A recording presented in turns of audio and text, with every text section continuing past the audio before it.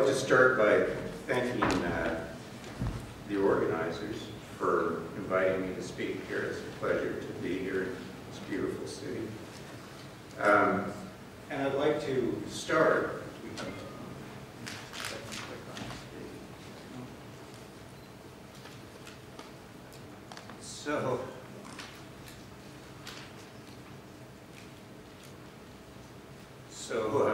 I have to say it was 80 degrees and I was mountain biking just before I came here. So this is Riverside, California, where I come from.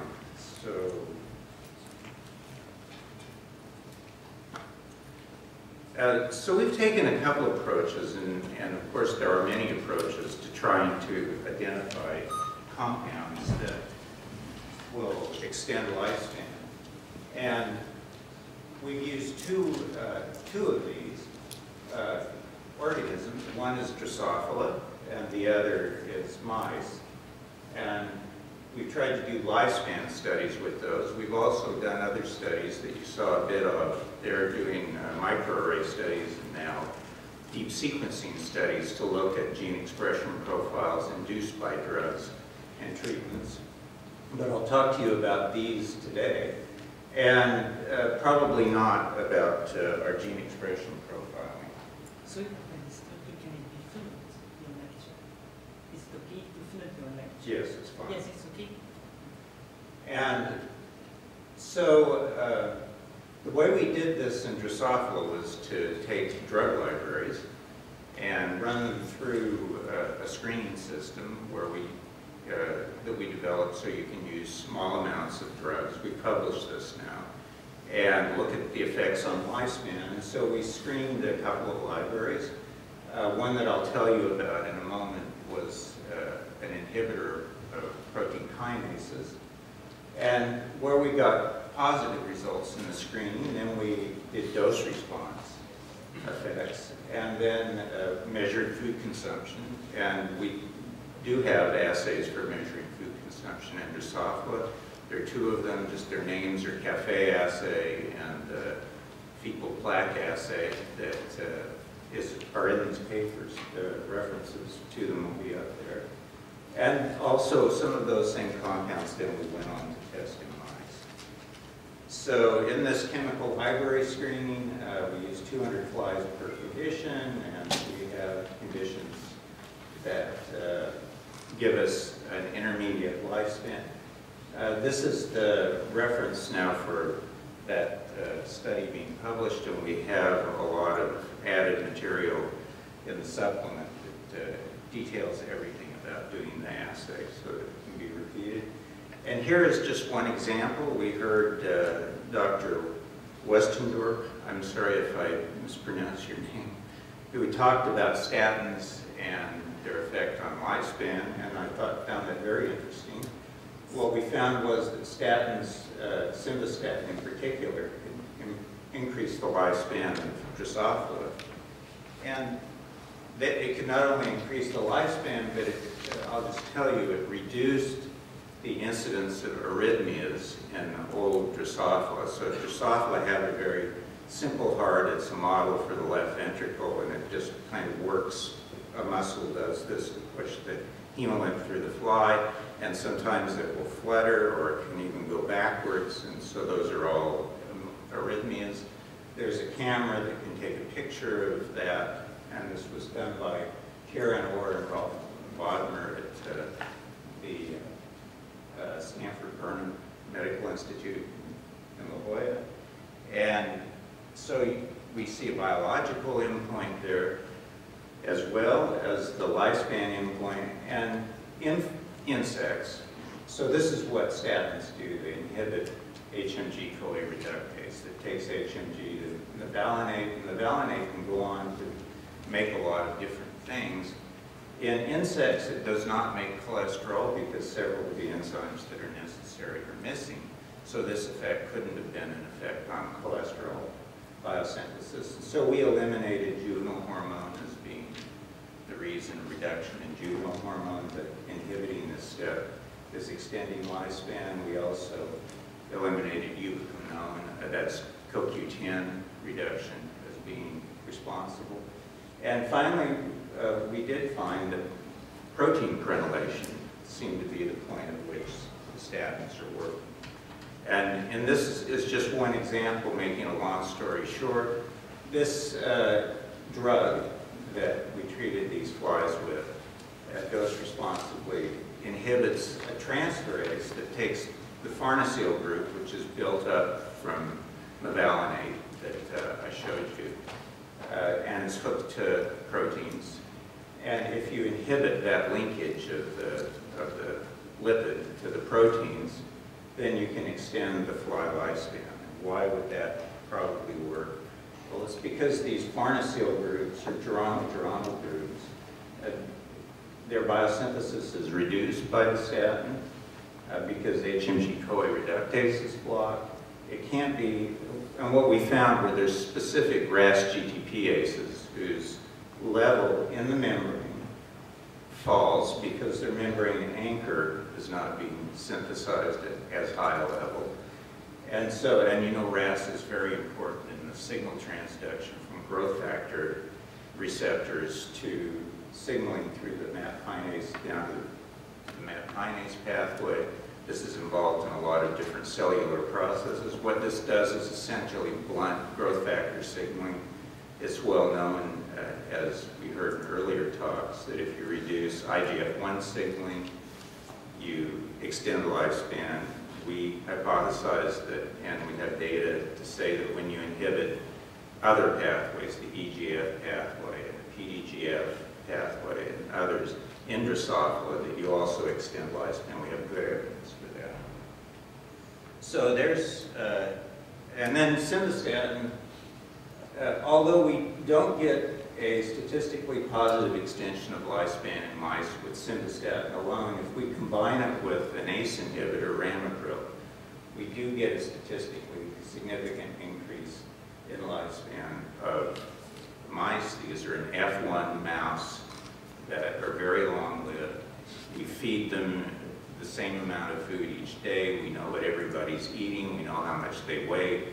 We can calculate energy usage. And so this is a real effect. It's not an effect on food that they're eating or on their activity or on other parameters. And so that's, we've screened for longevity therapeutics in Drosophila, and we've gone on to mice and shown that they also extend lifespan in mice. Let me talk to you a little bit about our screening assay for mice. We've just completed our first cohort, which was 2,500 mice, done in 58 groups. And we're doing a second cohort now that has 68 groups that are involved in it. So it's 68 different combinations of compounds. This is the strain of mouse we use right here. It's an F1 hybrid. We use an unbalanced statistical design wherein we have about 300 controls and then smaller groups of the treated mice. And our power specifications are here. So now, from that screening with those 58 groups, we had 7 groups that were positive. And one of those groups was the alpha adrenergic or beta adrenergic receptor blockers, that should be a beta, that extend lifespan. I'll just show you a little bit of that data, and then some others. For instance, everolimus, extended lifespan. It's an mTORC1 inhibitor. This is congruent with information from the NIH-ITP that showed that rapamycin would extend lifespan of their mice. They're both hitting the same target, which is mTOR. Everolimus is a little more selective for mTORC1. And then they also showed that NDGA extends lifespan, and we found as well that it does, but over a very narrow dose range, and I'll show that to you. So that its therapeutic index is way too small to ever be useful. And then there were a couple of other things that were marginally positive, metformin and oxaloacetic acid. And then some things that shortened lifespan, one that shortened it statistically. So here's the beta-1 adrenergic receptor blockers in flies. You can see there's a slight increase in flies for the 2 receptor blockers, nebivolol and metoprolol. And in mice, this is mice. Here's metoprolol in mice. These are the controls in black and treated in the open circles here. This is nebivolol, metoprolol. That was 40% CR. The treatments were started at 1 year of age. And this is just looking at the weights of the mice right here. They all eat exactly the same amount of food each day. I took the food line off of here. And here's the weights of the CR mice, just to show you that the CR was working. And here is everolimus. This is a dose response curve. The low level of everolimus had no effect, and the higher dose did extend lifespan significantly. So mTORC1 goes along with a lot of other data that shows very clearly that mTOR is important in lifespan. The NDGA, we had 4 doses we tried in smaller groups than I just showed you. We only got lifespan extension significantly with 1 dose. It was, we'll just call it 3.5 grams in the food per kilogram. And you can see that just going from 2.5 to 3.5 made the difference between being significant and not significant. So NDGA has a very narrow therapeutic window. It's also a bit toxic, so I wouldn't try to take it, because who knows where the good dose would be for humans. Here is metformin. Now, we are publishing this as part of a larger study with Rafa DiCavo. He had a bigger group of mice, a different strain, and got significance. We didn't quite make it to significance in this study. He did make is significant, and so that work has been put together and submitted, and is in revision right now.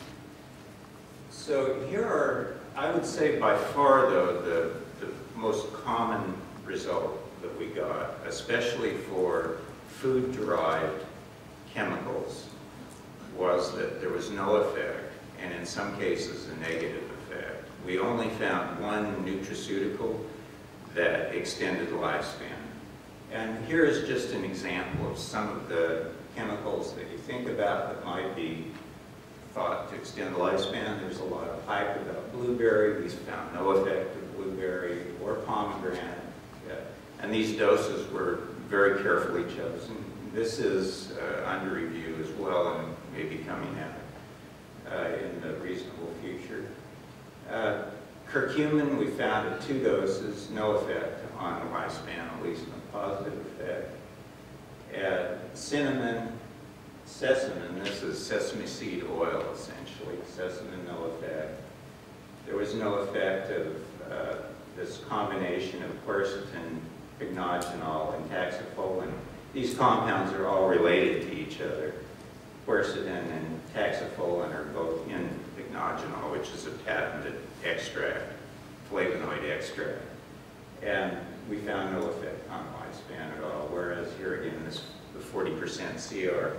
So here are carnitines. You'll often hear hype about that different carnitines should extend lifespan. There were 3 different versions of a carnitine compound. There was no effect on lifespan with carnitines. Glutathione, this was a difficult experiment to do, but we did it.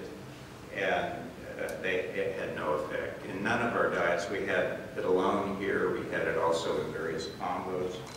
Never an effect on lifespan. Green tea extract had no effect on lifespan. Juvenon, which is being marketed, and a lot of money made from Juvenon, no effect. At least it's funding Oakland Children's Hospital, which is a research institute, which is nice. Krill oil. Now, with the oils, and again, we chose these doses very carefully. We replaced part of the corn oil in the diet with these different oils. If there was an effect of krill oil, it was negative although as you can see it doesn't quite reach significance here.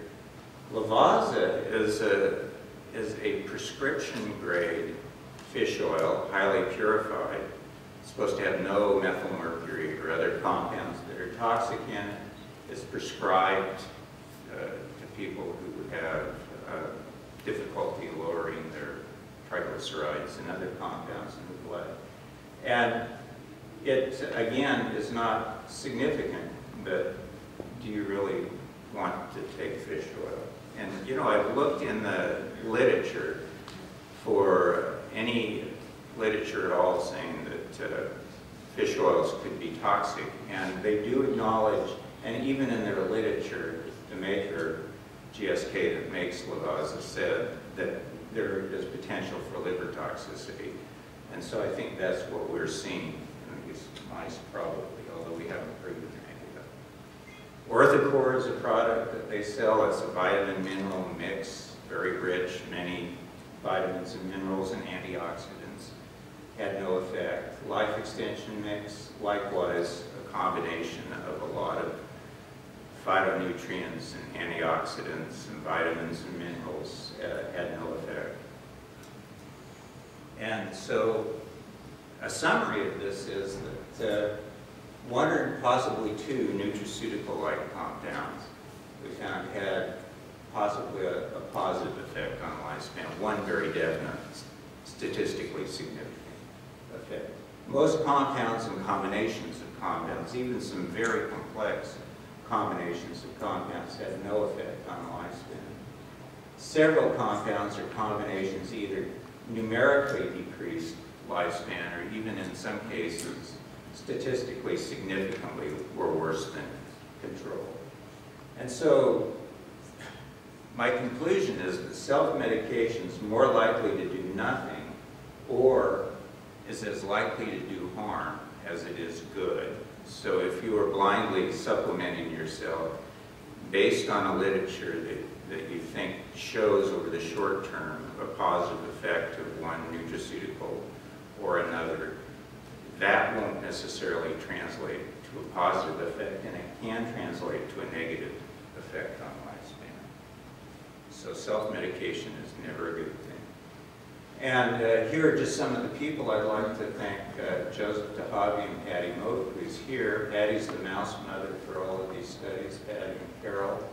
Lee did a lot of the fly studies, and Amy has been very involved in all of the biochemical studies that we've done, as well as Joseph. So thank you for your attention.